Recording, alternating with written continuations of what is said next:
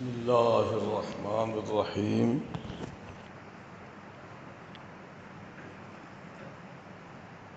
ان الذی جاءوا بالافک عصبۃ منکم لا تحسبوه شرا لکم بل هو خیر لکم لکل امرئ منهم ما اکتسب من الاثم والذی تولى کبرہ منهم له عذاب عظیم صدق اللہ العظیم۔ قرآن پاک 18واں پارہ سورہ نور آیت نمبر 11 تلاوت کرنے کا شرف حاصل کیا ہے۔ ارشاد باری تعالی ہے ان الذین جاءوا بالافک عصبۃ منکم، بے شک وہ جنہوں نے تہمت لگائی۔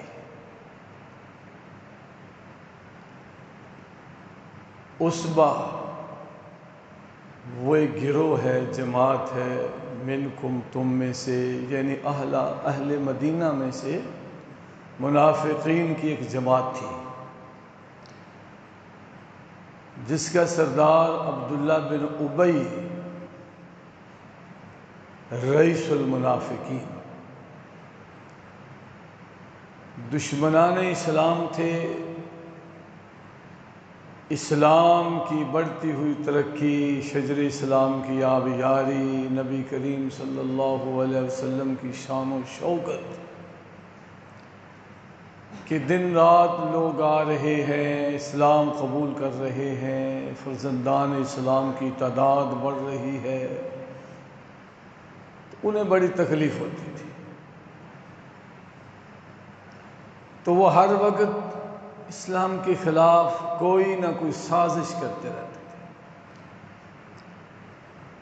یہاں تک کہ انہوں نے نبی کریم صلی اللہ علیہ وسلم کی ذاتی عزت پہ حملہ کیا۔ ام المومنین سیدہ عائشہ صدیقہ رضی اللہ تعالی عنہا پہ تہمت لگا دی، بہتان لگا دیا، کیونکہ جس نبی کی بیوی کا کردار ٹھیک نہ ہو، اس کے بارے وہ آسانی سے بات کر سکتے ہیں، جی اس کی تو اپنی بیوی ٹھیک نہیں ہے، یہ کیسے اللہ کا نبی ہو سکتا ہے۔ در حقیقت حملہ نبوت پہ تھا کہ لوگوں کو بدظن کر دیں کہ جس کی بیوی ایسی ہو وہ سچا نبی کیسے ہو سکتا ہے۔ اور دنیا میں 4 ایسی شخصیات ہوئی ہیں جن پہ الزام لگا اور خود اللہ نے ان کی برات بیان فرمائی، خود اللہ نے ان کی پاکی کا ذکر کیا۔ 4 شخصیات، ان میں ایک اللہ کے نبی حضرت یوسف علیہ السلام ہے، حالانکہ زلیخا خود ان کو لے کے گئی، خود دروازے بند کیے، خود تالے لگائے، خود کہا وَحَمَّتْ بِهِ، اور یوسف علیہ السلام لولا الرَّأَىٰ بُرْهَانَ رَبِّهِ، انہوں نے اللہ کی برہان دیکھی، اللہ کی پناہ مانگی، عرض کی مولا کیا کروں؟ فرمایا دوڑنا تیرا کام ہے، تالوں کو توڑنا ہمارا کام ہے۔ دوڑے، آخری دروازے پہ عزیز مصر، اس نے جب دیکھا تو اب فوراً بیان بدل لیے، پینترا بدل کے کہا کہ اس نے تیری عزت پہ حملہ کیا ہے، تہمت لگا دی۔ تو اس کمرے میں بی بی زلیخا کا عزیز ایک چھوٹا بچہ جو پنگھوڑے میں تھا، اللہ نے اس کو قوت گویائی عطا فرما دی۔ شاہد شاہد من اہلہا، اور اس نے، معصوم بچے نے گواہی دے دی کہ اللہ کا نبی پاک ہے، اس میں کوئی عیب نہیں۔ پھر حضرت موسیٰ کلیم اللہ پہ بنی اسرائیل نے ایک گندی بیماری کا الزام لگا دیا کہ اس کے جسم پہ گندی بیماری ہے، اس وجہ سے یہ جسم کو ڈھانپ کے رکھتا ہے۔ حالانکہ اللہ کا ہر نبی پیکر شرم و حیا ہوتے ہیں، وہ ویسے ہی پردہ کرتے ہیں، لیکن جب یہ پراپیگنڈا بڑھ گیا تو آپ تو کپڑے اتار کے پتھر پہ رکھے۔ اللہ نے پتھر کو حکم دیا کہ تم چلو، اور وہ سامنے جو بنی اسرائیل کا اکٹھ ہے ان کے پاس ہے۔ جب وہ پتھر چلا کپڑے لے کے، تو ادھر موسیٰ علیہ السلام نے تو غسل کر لیا، دیکھا کہ کپڑے نہیں ہیں، پتھر یہاں سے سر کے وہاں چلا گیا ہے جہاں وہ لوگ ہیں، تو پھر آپ کو برہنہ ان کے قریب آنا پڑا۔ تو جب آپ قریب آئے تو پتھر نے گواہی دی، تم کہتے سے اللہ کے نبی کے جسم پہ گندی بیماری ہے، دیکھو اللہ کے نبی کا جسم تو نور نہ علی نور ہے، کہیں کوئی بیماری کا داغ ہے تو دکھاؤ۔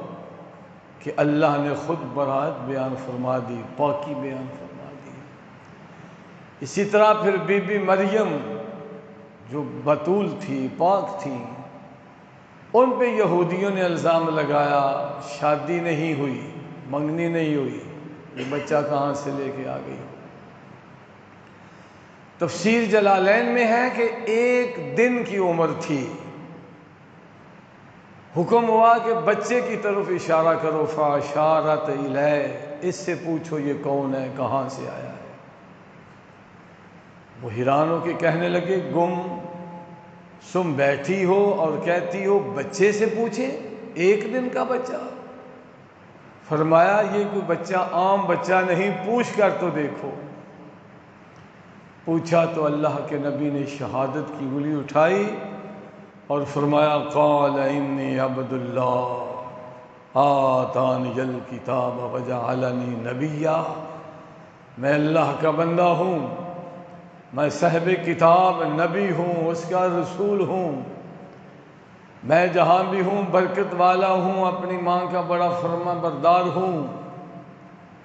جب یہودیوں نے یہ سنا کہ وہ ماں جس کا بیٹا اللہ کا بندہ ہو، اللہ کا نبی ہو، اللہ کا رسول ہو، جس کے بیٹے کی یہ شان ہو، اس کی ماں کا کتنا بلند مقام ہوگا۔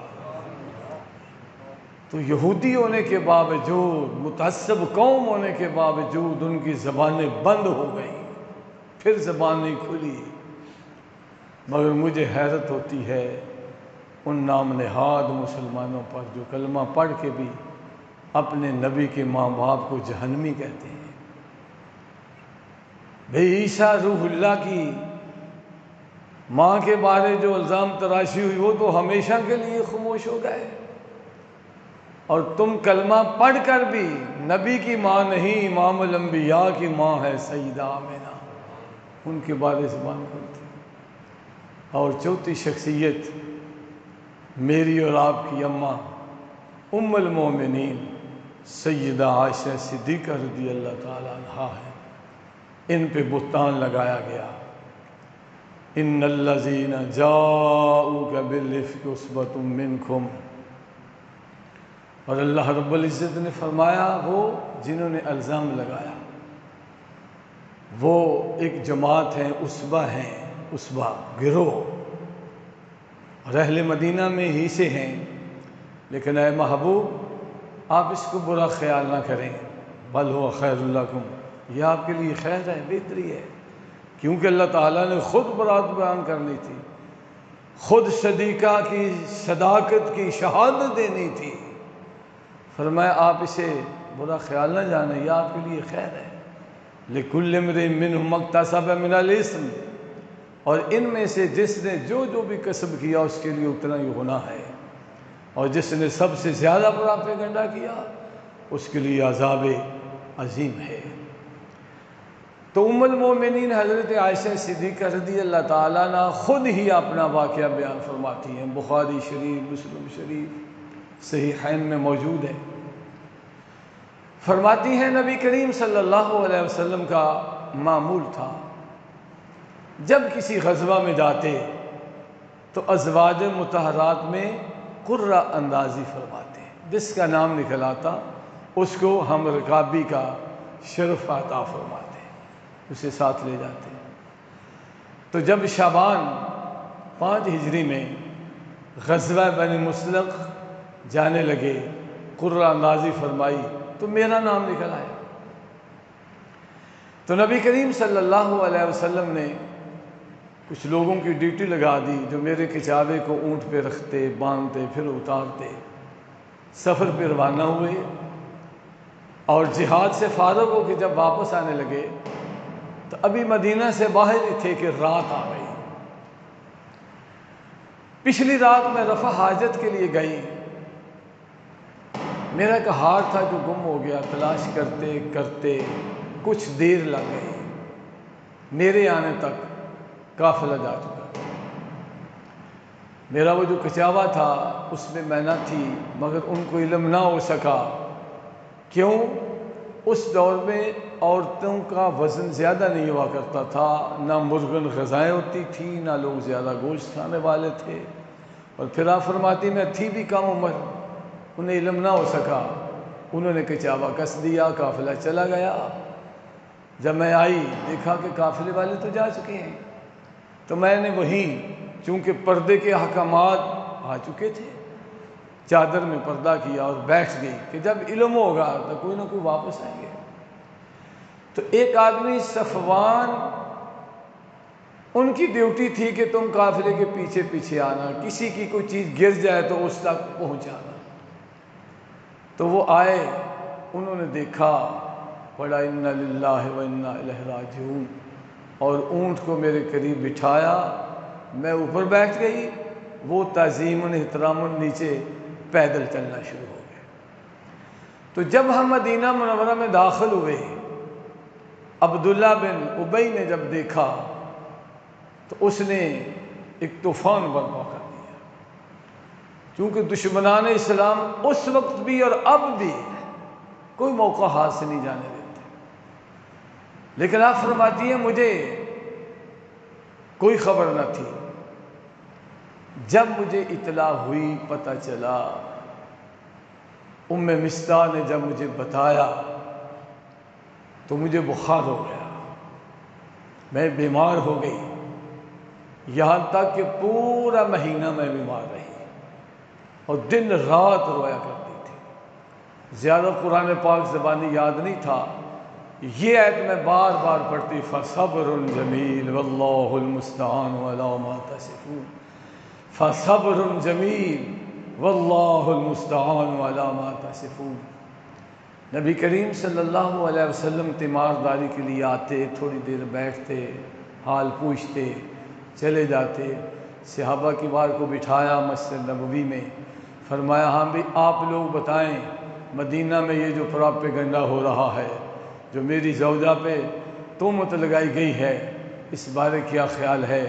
تو حضرت عثمان غنی رضی اللہ تعالیٰ عنہ اٹھے، عرض کی یا رسول اللہ، اللہ نے آپ کا سایہ نہیں رکھا تاکہ آپ کے جسد اطہر کا سایہ کسی ناپاک جگہ پہ نہ پڑے۔ تو جس خدا کو یہ گوارا نہیں کہ آپ کے جسد اطہر کا سایہ کسی ناپاک جگہ کے پڑے، تو وہ اللہ یہ کیسے گوارا کر سکتا ہے کہ آپ کے گھر والے ناپاک ہوں؟ حضرت عمر فاروق رضی اللہ تعالیٰ عنہ عرض کرتے ہیں یا رسول اللہ، آپ کے جسد اطہر پہ مکھی نہیں بیٹھتی کیونکہ وہ گندگی پہ بیٹھتی ہے، تو خدا کو گوارا نہیں ناپاک جگہ پہ بیٹھنے والی مکھی ہمارے محبوب کے کپڑوں پہ بیٹھے۔ جس خدا کو یہ گوارا نہیں، وہ خدا یہ کیسے گوارا کر سکتا ہے کہ آپ کے گھر والے ناپاک ہوں، کوئی ناپاکی کا کام کریں؟ حضرت علی المرتضیٰ رضی اللہ تعالیٰ عنہ کھڑے ہوئے، عرض کی یا رسول اللہ، ایک دفعہ آپ کی نالین پہ تھوڑی سی ناپاکی لگی تھی، تو کیا اسی لمحہ جبریل نہیں آ گئے تھے؟ رب فرماتا ہے محبوب یہ نالین اتار دیں۔ جب خدا کو یہ گوارا نہیں کہ آپ کی نالین پر بھی کوئی ناپاک چیز لگ جائے، تو خدا کو یہ کیسے گوارا ہو سکتا ہے کہ جو آپ کے گھر والے ہیں، انما یرید اللہ لیذھب عنکم الرجس اہل البیت ویطہرکم تطہیرا، جن کو اللہ نے خود پاک کیا اور اس طرح پاک کیا جس طرح پاک کرنے کا حق ہے۔